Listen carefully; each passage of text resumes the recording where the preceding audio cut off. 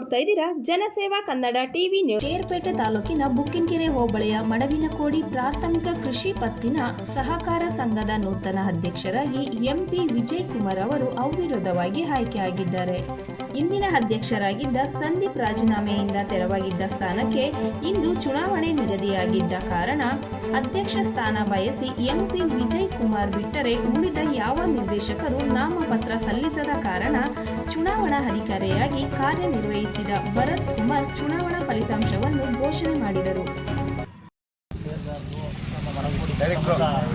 ಗ್ರಾಮಸ್ಥರು ಹಾಗೂ ನಿರ್ದೇಶಕರು ಎಲ್ಲರಿಗೂ ಧನ್ಯವಾದ ಹೇಳ್ತಾ ಈ ಸಂಘವನ್ನು ಉನ್ನತವಾಗಿ ತಗೋಬೇಕಂತ ಇಷ್ಟಪಡ್ತೀನಿ.